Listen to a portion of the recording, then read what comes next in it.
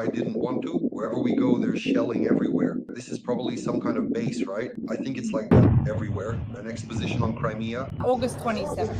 Something terrible started in Crimea. This is fucked up. Ukrainian Neptune's missiles have reportedly attacked 3 significant nuclear airfields located in Crimea. Consequently, everything there is now engulfed in flames. Indeed, a massive explosion occurred. Bang! Easy, easy. Are you filming? Unbelievable. There were explosions in Sevastopol, Simferopol, Yevpatoria, Bakhchisaray district, Alushta, Feodosia, Saki, and Novofedorivka.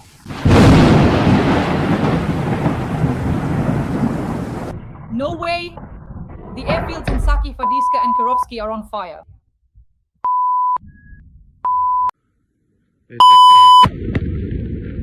Powerful special operations have begun in Crimea to eliminate Russian military forces. The nuclear triad, the Black Sea Fleet, airfields, and oil refineries are under attack. You will be blown away. We're flying. We're flying. Give the damn order. Crimea was burning last night. 4 key military airfields were attacked. Where does the strategic nuclear force take off from? This is a disaster. Saki, Gvardeyskoye, and Kirovskoye. There was a significant strike on aviation facilities. Approximately 200 unmanned aerial vehicles, commonly known as drones, launched a coordinated attack on the Crimean Peninsula last night. The drones targeted the Saki, Gvardeyskoye, and Kirovskoye airfields. NASA satellites have detected a massive fire near the Gvardeyskoye airfield in Crimea. Another fuel tank caught fire at the Crystal oil depot in Engels. The whole city is covered in smoke.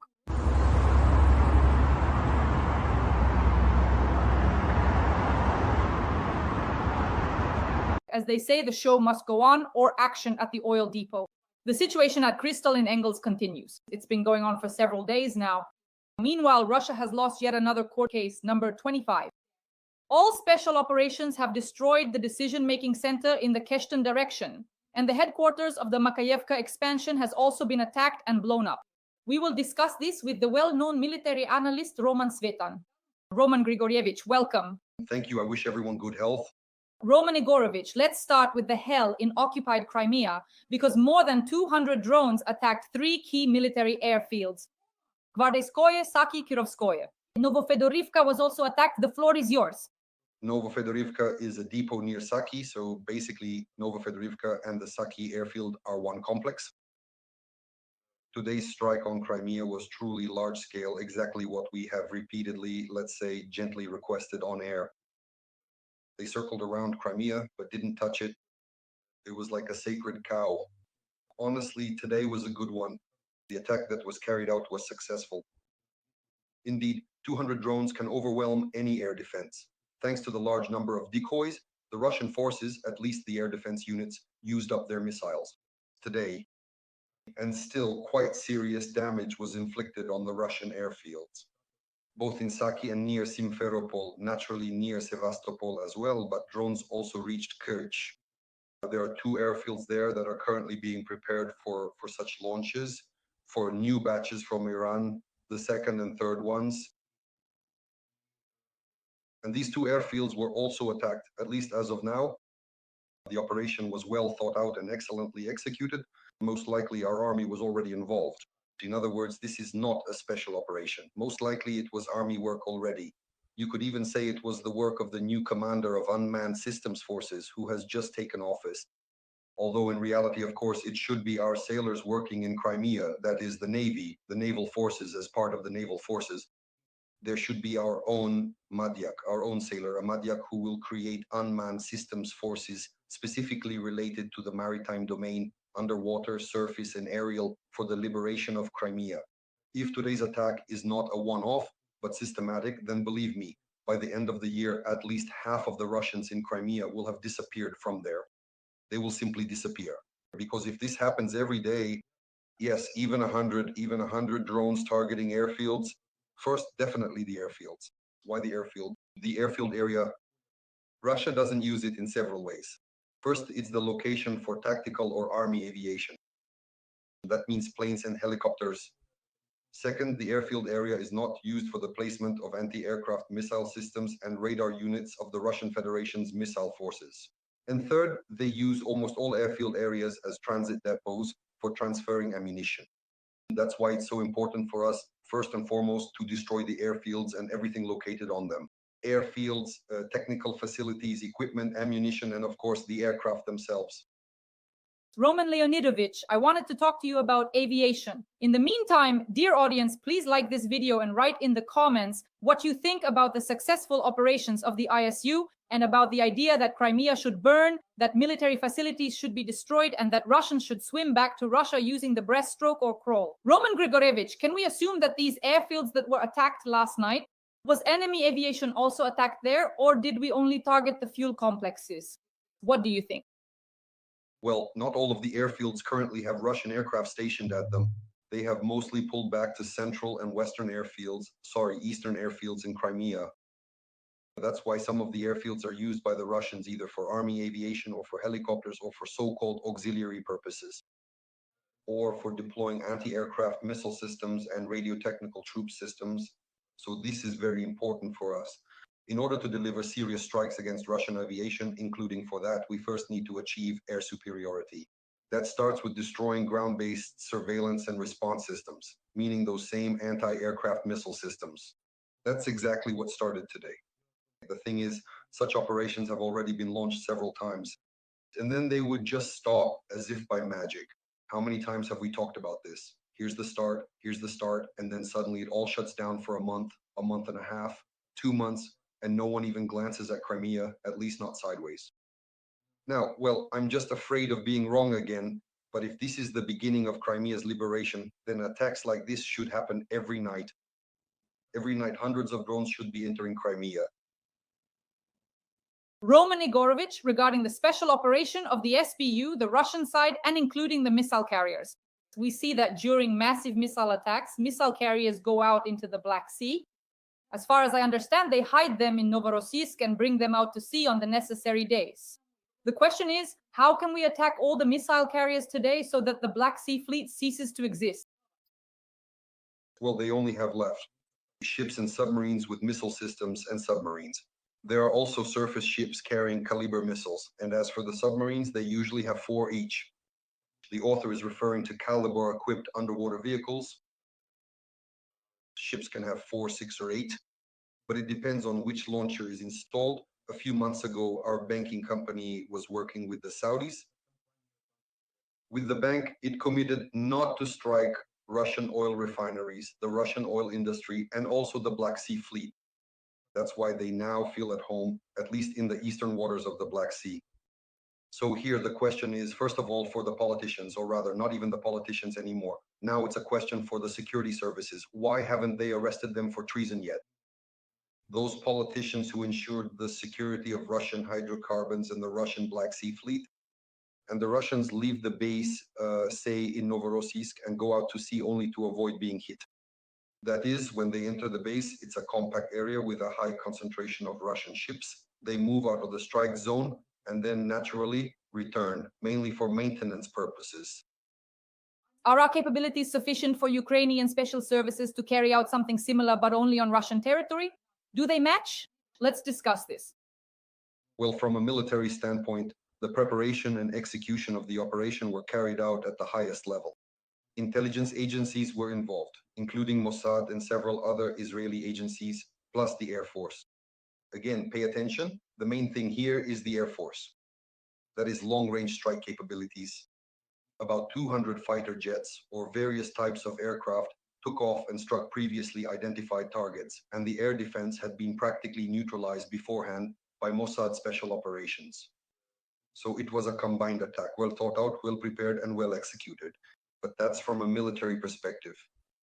It's like if we were now discussing whether the executioner's axe that beheaded someone was sharp enough, say some queen. Well, yes, it was sharp, no question about that. The real question is, why was there a need to behead at all? That's a different question, a different aspect. The thing is, these strikes on Iran or Israel at this point will ignite a war in the Middle East, and this will affect us as well. It will hit us at the very least, first of all, by raising oil prices. Right now, the price of oil has already gone up by more than 10%, and it could rise to 30%. That is, oil could rebound to $100 per barrel. This means Russia will get twice as many petrodollars as before. There had been a trend of declining oil prices, a trend of Russia's economy slowing down. Now it's all the opposite, turned 180 degrees. Oil prices will rise, Russian hydrocarbon revenues will increase, and naturally there will be growth in the production of military equipment, the purchase of ammunition, and the recruitment and deployment of new soldiers. So the war in the Middle East will hit us very hard through the upturn in Russia. And at the very moment when it was necessary to destroy Russia's hydrocarbon sector, our banking cabal shielded Russian oil and gas facilities from strikes by our intelligence services and from attacks by our army. How can we counteract this? By reactivating the mechanism of sanctions and targeted strikes. The most effective sanctions against the Russian oil and gas sector are its complete destruction, especially since it is practically begging to be destroyed. But so that in the end, yes, even Russian partisans are doing this now. We can see how they set forests on fire where Russian oil pipelines run, how they set fires, as we mentioned, even in the far eastern Ukrainian People's Republic, in Komsomolsk-on-Amur, which is actually Dunar, our so-called green wedge. An oil refinery was burning there. Roman Lvovich, why is it that what can be done with Iran can't be done with Russia today? Well, first of all, we have nothing to do it with. Believe me, if we had the means, some of our agencies would have done it long ago. We don't have missiles, we don't have ballistic missiles, cruise missiles. Even though there should have been, in a rocket-producing country like Ukraine, there are no missiles. It's both laughable and tragic. This is a question for all the authorities for more than 30 years. To hell with independence. We were left without missiles during Russia's offensive operations. So, yes, it can definitely be done, but it's us who have to do it. No one is going to do anything for us, and there's no point in asking anyone else. We have to do it ourselves and see it through, including targeting the Russian leadership, those in the Kremlin, the Rablyovka bathhouses and the Kremlin. How long have we been talking about this? We've been discussing this for 3 years. What else is there to talk about? That's how it should be. What should there be? Strikes on certain Iranian military targets. Well, first of all, on nuclear facilities. Well, it's not that easy to reach a nuclear facility.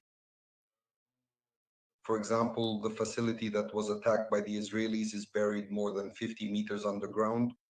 You can't just get to it like that. That's one thing. And secondly, above this facility, above the centrifuges, above the reactor and the centrifuges, an 8-meter thick layer of concrete. In other words, they were fully prepared there. So in reality, Iran's nuclear facilities were not damaged. In Bushehr, the plant runs on Russian fuel, and in that sense, it hasn't been touched at all. There are about 5 or 6 Iranian facilities that, well, were left unscathed. They only tried to hit one, and while they did hit it, it was only from above. Inside, it kept working as usual. The centrifuges are still spinning, so what will Iran's response be? Well, who knows? Especially now, since the so-called Pandora's box has been opened. In other words, there was a strike on a nuclear facility. So now Iran could strike with nuclear materials, yes, even with nuclear waste in the end. They could take the waste from Bushehr and cover Israel with strontium and cesium. People wouldn't be able to live there for 24,000 years. At least that's the case with cesium, I think. And if they hit with uranium, U-235 or U-238 in just one half-life, the half-life is several million years for one and 4.5 billion years for the other. So can you imagine what would happen to Israel in that case? So again, who will end up suffering? The Zionists will slip away, they'll run off to the United States. It will be the ordinary Israelis who stay behind and take the brunt of the radiation. These are things that must never be allowed. Strikes on nuclear facilities are absolutely unacceptable, categorically and in principle. There are certain international monitoring mechanisms like the IAEA, and it has been granted access to some sites. Recently, the extension of the 2015 agreement was almost ready, again under IAEA supervision. That's why the Israelis carried out a preemptive strike, specifically to prevent the agreement with Europe, and they managed to do so. In other words, they didn't give Iran the chance to sign that agreement. If there had been an agreement, it would have worked just like the one from 2015 to 2018, when the IAEA fully monitored all stages of production. There was significant uranium processing, and that's why. The Israelis have now created for themselves, or rather, that's not quite right. The Israelis have created a problem for ordinary Israelis. And what will the response be? Well, it's not easy to say right off the bat, But the Iranians aren't just ordinary people either, believe me. There are at least an order of magnitude more of them, at least in terms of numbers. And no one is going to forgive things like that. So ahead lies a serious and bloody war, which for us, it's negative. It hasn't brought us any positives, and it won't. Why? Because the Shahids, everyone talks about the Iranian ones and so on, they're basically like Chinese Sunflower 200s. The Russian Garan is not an Iranian Shahid. The Russian Garan is a Chinese Sunflower 200. No matter how many military facilities you destroy in Iran, the Russians will keep assembling the Chinese Sunflower 200 from Chinese parts, calling it Garan, and they'll continue to do so. If we're talking about striking the main factories and production sites, then it should be the Chinese ones. What are the Israelis going to fly to China to destroy Chinese factories? This is something our intelligence services should be doing. These are questions for our intelligence services. Dear audience, please like this video. Write in the comments what you think. We return to our main topic, to Russian aggression, to Russia's war against Ukraine. Roman Grigorievich regarding the oil depot, for example, at the Crystal oil depot in Engels. Another fuel tank caught fire. The whole city is covered in smoke. Essentially, drones attacked the oil depot on the night of June 5th to 6th, but the fire still hasn't been extinguished. Let's evaluate this operation. Well, first of all, this is not just an oil depot, or rather, not an ordinary oil depot. If we're talking about oil depots, the Russians have thousands of them. In reality, it's a fuel and lubricant storage facility for the airfield, serving as a backup for Engels 2 aviation. And it's precisely in this role that it is very important to us. This is a consumable storage facility, the main base and primary storage for aviation kerosene. It's underground, located in karst caves and caisson reservoirs. In other words, just try to get there. There are tens of thousands of tons of kerosene stored there. So from this underground reservoir, the fuel is pumped into the supply base at Crystal, and then, well, the base or the fuel and lubricants depot, as we call it. From there, it goes on to refuel the same aircraft. And the point that was chosen was exactly right, where you can at least cut off the main flow. Of course, they also have a backup option where they can refuel directly from the caissons. But I think we'll get to those as well. So the strike on this fuel and lubricants depot was excellently executed, precisely calculated. We discussed with you how the attack was carried out. They broke through the Russian air defense head-on using a large number of decoy drones, and the strike drones got through, took out the target, and set 3 tanks on fire at once right from the start. And until it burns out completely, this won't stop.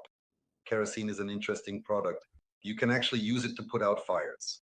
For example, if you take a bucket of kerosene, pour it onto a fire, the fire goes out, but it's the kerosene vapors that burn. And if you heat the kerosene up to a certain temperature and then ignite the vapors, just like what happened during the drone strike, then it's almost impossible to put out. And that's why they don't even try to extinguish it. They just step aside, dig around it, and watch until it all burns out. And as long as there's something left to burn, it will keep burning. It could keep burning for another month. Roman Grigorievich, today's news. Russia has lost another Su-25. Well, most likely these losses are due to technical issues. The Su-25s are already 40 years old. They've been flying since the Afghan war, since the 1980s. They're not bad aircraft, even excellent for their time when they were built, a good attack plane, but they're already old, really old grandpas, I would say. And technologically, of course, they're falling apart, and there aren't as many spare parts as before when you could make 1 out of 2 or 3. So this fleet of aircraft the Russians have is dwindling, and even just crashing like that, as happened today with the loss of a Russian plane. Roman Grigorievich, over the past 2 days, we've also attacked the Moscow region, where there were military targets. Roman Grigorievich, what was attacked in the last few days near Moscow? Because the drones didn't reach Moscow, but explosions were heard in the Moscow region. They say these were military targets. About 30% of Russia's high-tech military production is concentrated in Moscow and the Moscow region. So a third, 30% is in Moscow and the Moscow region. That's why it's very important for us to break through, to keep pushing through the Russian air defense. It's very difficult to do this because there are at least 2, let's say, blocking lines in place. The first is the frontal air defense. It's very hard to break through. That's in the Bryansk, Belgorod, and Kursk regions, which are practically packed with air defense systems facing toward Moscow. And the second is the site-specific air defense around Moscow. So sometimes when we see reports that the Russians have shot down 50 or 70 of our drones in the Bryansk and Belgorod regions, those were headed for Moscow. Mostly they're shooting down decoys that cost a few $100, while the missile to shoot them down costs tens of thousands of dollars. Still some get through. And so there was a strike in the Moscow region on one of the factories that produces electronic circuit boards. As I said, this is a high-tech facility, and at least for now, the technological process has been halted. But in reality, to actually reach Moscow, you need ballistic missiles. In other words, without ballistic missiles, we won't be able to break through Moscow's site-specific air defense. Drones won't be able to take it out. Roman Grigorievich, in the Moscow region near Zubovo, a microelectronics factory was attacked. There's a hole in the roof. The factory in Zubovo is a production complex that is part of the Rezonit Technopark in the Moscow region. It specializes in the production of printed circuit boards, electronic and electrical components for various industries, including defense and industrial sectors. That's what this is about? That's what I was talking about, yes. So they hit Rezonit directly. The technological cycle has been halted. That's the most important thing, but it can only be destroyed with ballistic missiles. Well, even if a drone carries 50 kilograms of explosives, it won't completely disable any military facility. Roman Grigorievich, from a military standpoint, how many years would it take for Ukraine to develop ballistic missiles? Not just a few, of course, but to have them in mass production. How long would that take? 1,000 missiles per year? If we take examples from other countries that produce ballistic missiles. Well, the thing is, Ukraine is a rocket-producing country. Back in the Soviet Union, we had a full production cycle for several types of missiles, starting from air-to-air and air-to-ship missiles. For example, the KH-35 and KH-35U, which served as the basis for the Neptune missile. So that's an aircraft-launched missile designed against ships. In other words, it's an anti-ship missile launched from the air. We produced it ourselves, the entire process, full cycle. There were several other missiles of this type as well. And ballistic missiles. We produced ballistic, well, these are cruise missiles, if you can call them that, especially the KH-35U at this level. And as for ballistic missiles, we produced intercontinental ballistic missiles. The Satan SS-18, yes, manufactured by our Yuzhmash plant. It has a range of 11,000 kilometers, which means it could reach Beijing and Pyongyang. So we have preserved this entire technological chain, the technical documentation, the production system, very important mechanisms for certain tests, test stands, and of course the engineering staff. We produced, well, 10 years ago, we produced and launched the GROM, a whole complex that we created with an investment of $100 million with an audit, and then sold it to them. That was just a few years ago. So we have the entire production base for manufacturing ballistic missiles. It's not like we're starting from scratch. In order to launch, say, serial production of those same GROM missiles with the range of 500 kilometers, we would need somewhere around $150 to $200 million in about a year and a half to 2 years. So if this government had started this 6 years ago, by now we could have launched serial production of the GROM 2 3 times over. If we don't have this GROM at the moment, and we don't, because otherwise it would have long since been used on Moscow, it means that for 6 years, this government has just been dragging its feet. This is a big problem. The executive branch should have been sent to the armed forces of Ukraine a long time ago. I've said it so many times already, the executive branch needs to be deshmayalized, and for that we don't need elections or re-elections. This is in accordance with our constitution, within the legal framework of our laws, and the executive branch should be replaced. Shmihal's team just can't handle it, absolutely can't. Shmihal and all the rest of that Shmihal crowd are already dead weight. They're not in the right place. They need to be replaced with professionals who know how to quickly launch a program, even a ballistic one, or how to restructure the country's economy for wartime. But that's an entire process. The work should be done by military people with basic military education and an understanding of economics. We have enough people like that. Roman Grigorievich, to wrap up, so Special Operations Forces destroyed the decision-making center of the Rashists in the Kherson direction, and the Rashist headquarters in Makivka was also attacked. A video report of the HIMARS MLRS strike was made for the General Staff of the Ukrainian Armed Forces. Everyone wrote that there were many KIA, many wounded. The floor is yours. Well, about Makivka, I'm from Makivka myself. I've been saying for so long that we never hit the rear areas. So most likely our rocket troops thought so that Svitan doesn't start cursing and just went ahead and struck Makivka from all sides. The main thing is it was not far from my house. So the combat mission was accomplished, of course. Well done, the range allows it, we have the means to strike. HIMARS work well at that range. And of course in Kherson, on the so-called southern front, There's a lot of serious Russian activity going on there right now. They're still at a crossroads, deciding where to send the remaining reserves, either to reinforce the Zaporizhia direction, meaning the operations there, or to the right bank of the Dnipro near Kherson.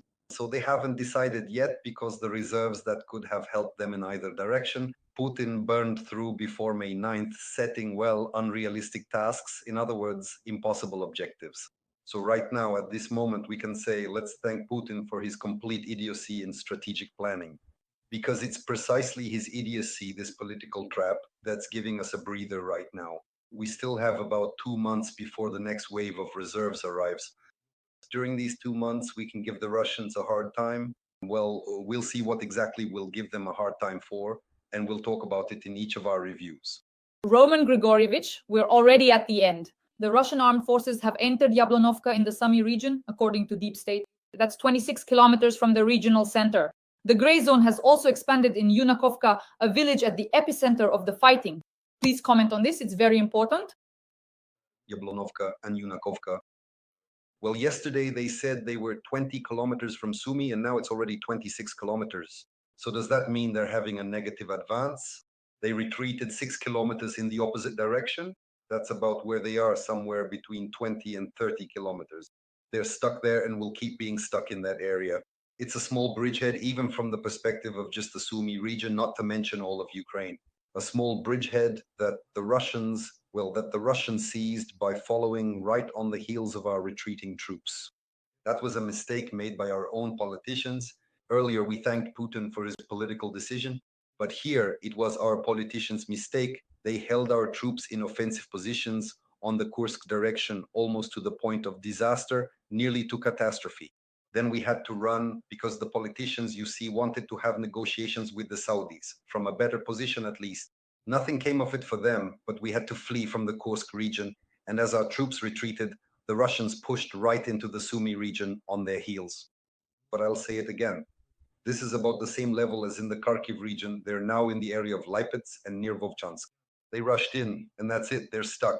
The Russians will be stuck in the same way around Yablonivka, Yanakivka, and so on, but no further. They won't advance any farther. That is, on the one hand, there are serious fortifications there, first of all. Secondly, reserves have now been redirected there, and our troops have already recovered from this strategic failure of our politicians.